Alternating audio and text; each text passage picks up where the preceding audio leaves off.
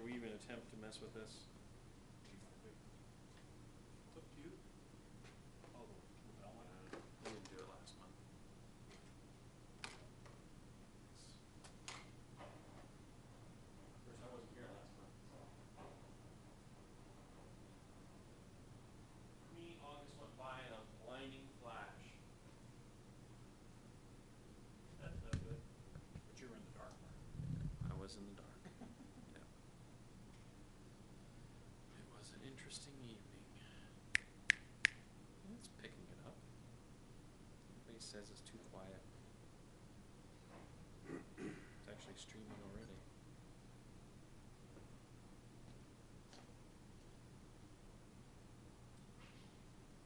Hello. Welcome to the September 2013 Omaha Land Users Group meeting. I am John Larson, a systems engineer with AIM here in Omaha.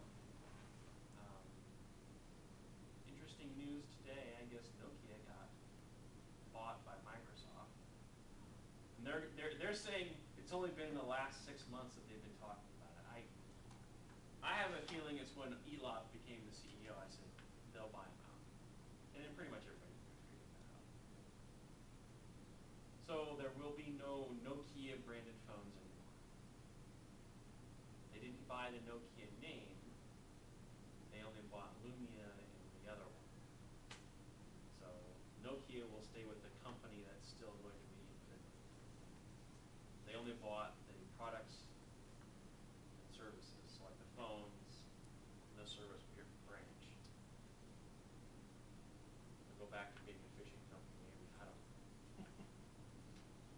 We're trying to buy the money maker and see how bad it is. Well, the rumor is that Elop will probably replace Ballmer as the CEO.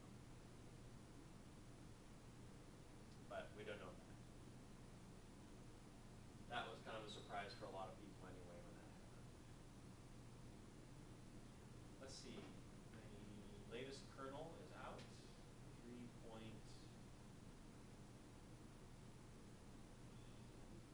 Hold on, It's 3.9. 3.11.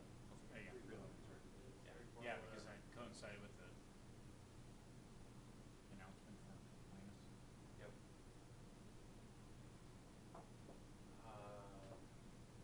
You said Fedora's new code name is for 20. Heidelbug? Yeah, Is the code name? Heisenbug. Heisenbug? Yeah, Instead of Heisenberg? yeah. Okay. That's nice. Had some fun. Did you get your Chromecasts? I got my 2 Chromecasts. Yes, I did. They are working very well. I'm pretty happy with them. I got one. Did you order one? I ordered one, and I got it. Seems to work pretty good. Pretty happy with it. Yeah, that was the only thing I was missing on the Roku was the YouTube channel. And my friend has a Samsung Smart TV that presented YouTube like a Chromecast does. But you have to pair it, enter the code, all that jazz. But it just was not very nice. It would work the same way, and you would add something to the queue. But the Samsung TV would always go back and like replay the same video. Once you played like 10 videos, we just start back at the beginning and play the same video. No matter if you go to say play this video, you play the first one you played.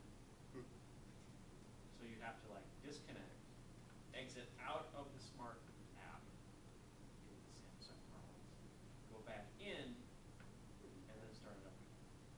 And it would usually clear.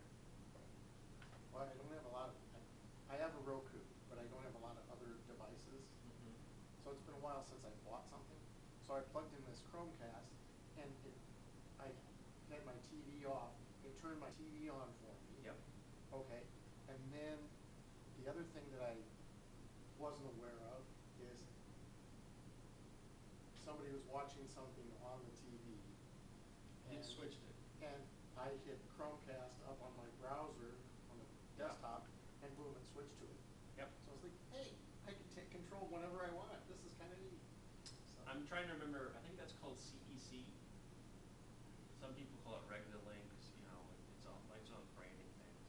But as soon as it detects it's connected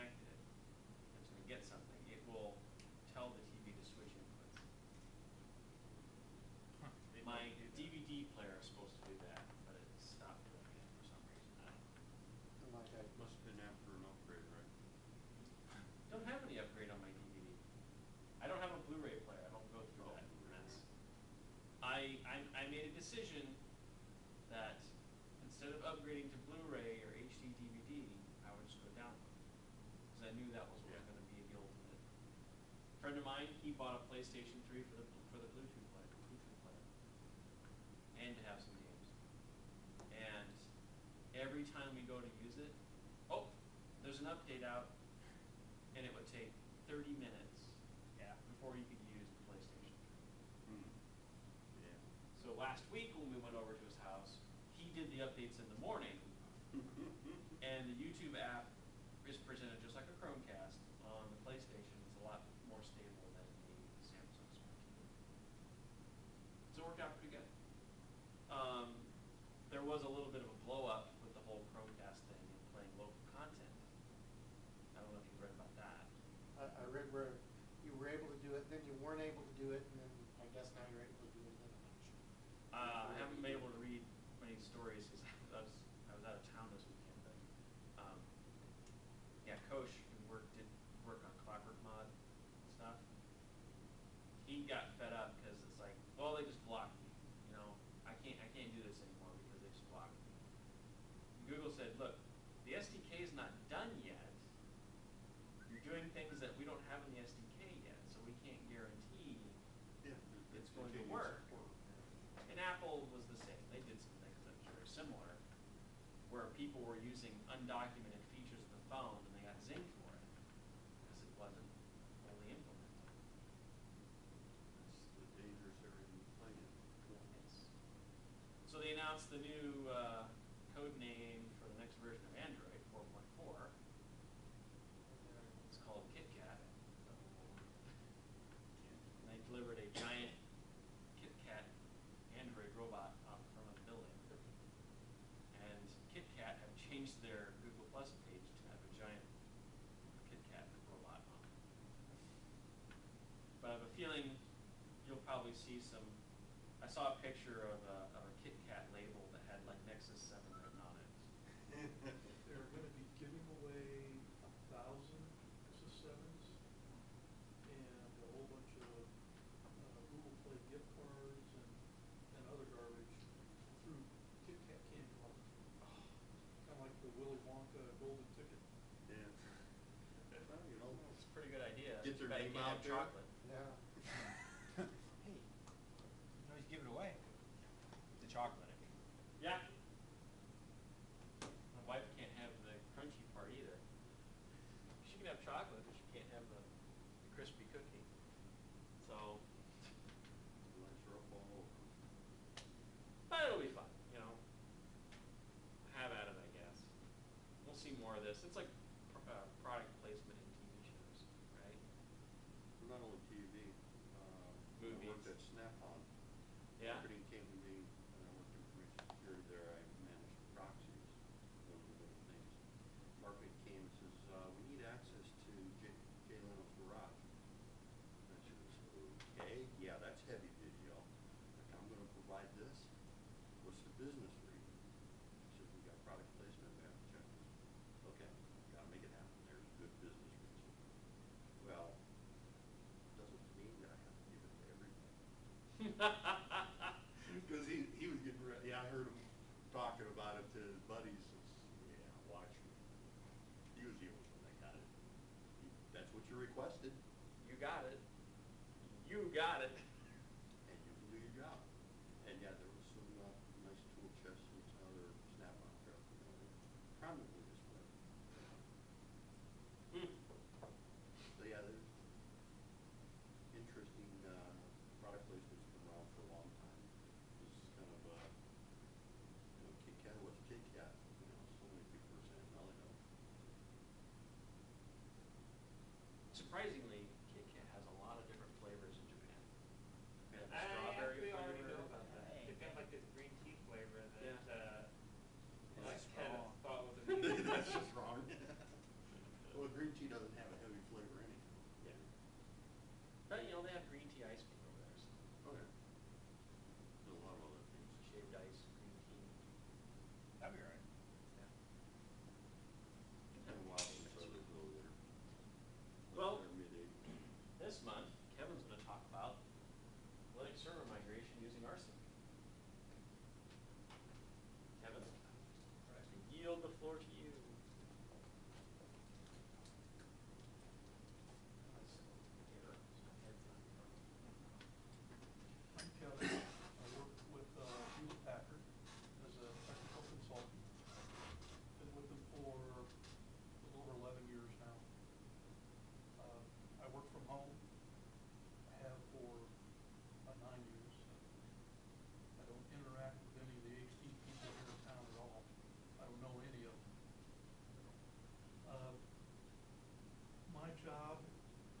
within HP is to do data center migrations, consolidations, transformations. So, we get a client, they've got all their equipment in their data center, and they decide it costs them too much money to keep their data center running, employ the people, so they hire HP to take over their operations. And I'm with the first team that goes in and performs an assessment on their current environment, and then we make a recommendation on what they need to do to move into our data center, and then we actually do the migration. So I was working for a client in Brazil, a very large mining company, second largest in the world, and we're moving their equipment from their data center to our data center in Sao Paulo. And we ran into a situation, for the Windows servers, we use a product called PlateSpin. If you're not familiar with it, it runs on Windows, it's point-and-click GUI. You say, I want to move this server over to this physical server, and you click the buttons and off it goes and runs the job. And it does it without interfering with the client's environment. The only downtime they have is when you physically switch the new computer on, boot it up, and shut the old one down. So all the data transfer happens in the background using volume shadow copy. Pretty slick. PlateSpin does handle Linux, but only new versions of Linux. So SUSE 11 and 12, Red Hat 4 and 5 and 6. Well, the client's environment has some old crap. I mean crap. We didn't find out how messed up the environment was until we got halfway through this procedure. They had SUSE Linux servers. When you did a cat etc SUSE release, which is supposed to tell you what version of SUSE Linux the system is, it would say 9 SP3. But what they did is they applied updates for SUSE Linux 9 SP3, but didn't install the new kernel, which causes all kinds of bugaboo when you try doing something like this. Because now you're talking about hardware drivers that aren't matching up, and I'll talk about that as we do this. So, who is not familiar with rsync? Okay. It's pretty sure it stands for remote synchronization. It's a Unix utility that's been around for a long time.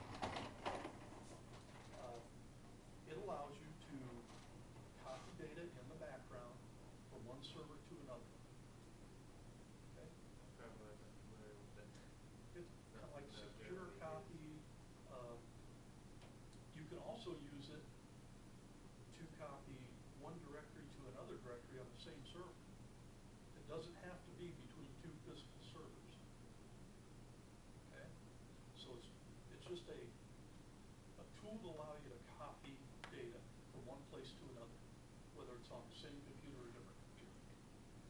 And it's got more options on it than you can shake a stick at.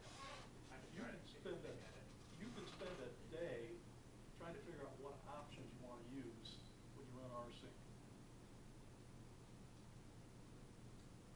Originally, rsync used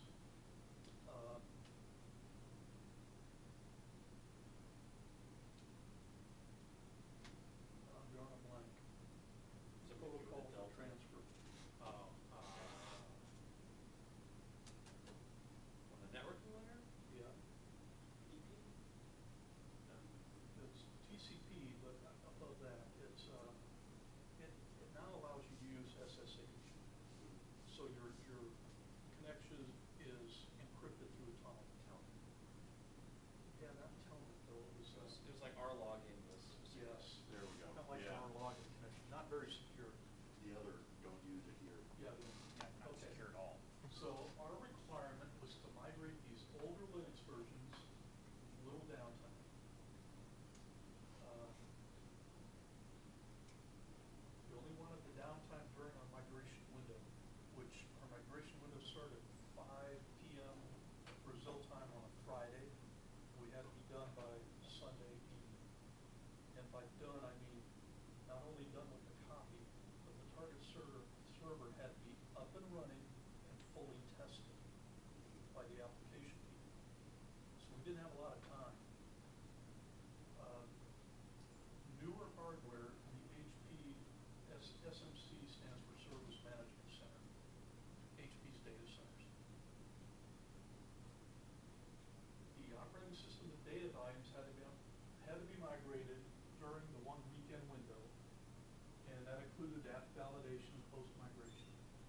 And you can see we had SUSE 8, 9, 10, 11, and Red Hat 3, 4, and 5. Yeah, some old stuff. And we could not change the OS version. They have to keep. The apps were validated with the versions they were running on, so everything had to stay the same. What are you migrating to? What platform? Your Zen or? Well, of course, we always try to migrate onto HP equipment. And in this case, since we're doing an HP data center and the client had older ProLiant equipment, we were going to ProLiant. And at the time, this was a couple of years now, Gen 6 and Gen 7.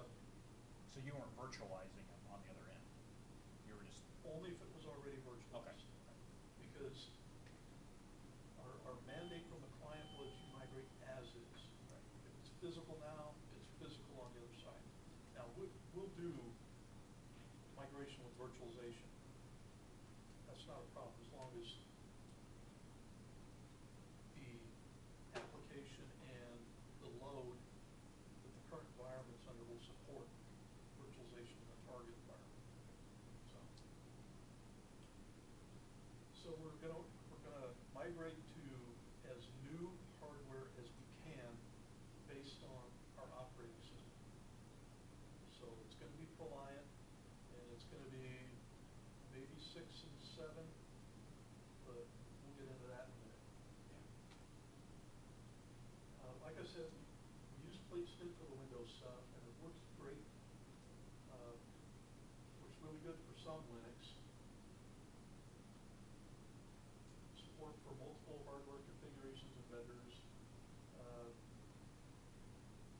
And it kind of keeps an eye on the server when it's performing its migration to make sure it doesn't induce too big of a load on it while it's doing the migration, because you don't want to cripple the client's environment while you're doing the migration. So we couldn't use PlateSmith migrate because the Linux versions are too old. We looked at Clonezilla. Anybody not heard of Clonezilla? Okay. It's a live CD Linux-based cloning tool. It'll take an image of your hard drive and store it, or you can image from one drive to another with it. So we would do one of these laptops and get it set up the way we want it, and then we Clonezilla all the other laptops from that. So I'm not going to every one and saying install Firefox, install Firefox. I do everything I want on one, and then I just clone it all in the other ones. Get it cold, store it off, load it off. Right. It's a great tool. It works really well. It's got lots. Oh, yeah. Yes. Yeah, you can. In fact, when I get a new computer, laptop, desktop, whatever, as soon as I've got it, well, the first thing I do is Clonezilla the whole hard drive, so I've got an image of the version system. Yeah. And then after I tweak it the way I want it, I'll make another clone. Storage is cheap. So Clonezilla works great. As long as it can read the hard drive, it'll clone it. Windows, Linux, Solaris x86, whatever. We couldn't use it. 2 reasons. One, no downtime until we did our migration. Clonezilla, you have to boot from a live ISO image. So you got to take the server down to use it.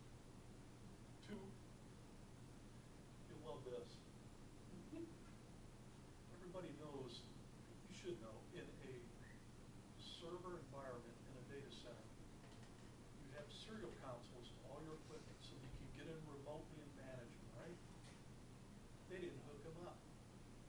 There was no way to get into these servers other than SSH. No ILO connectivity. So we were completely crippled. And, I'm scratching my head, how am I gonna migrate these servers? And then I remembered rsync.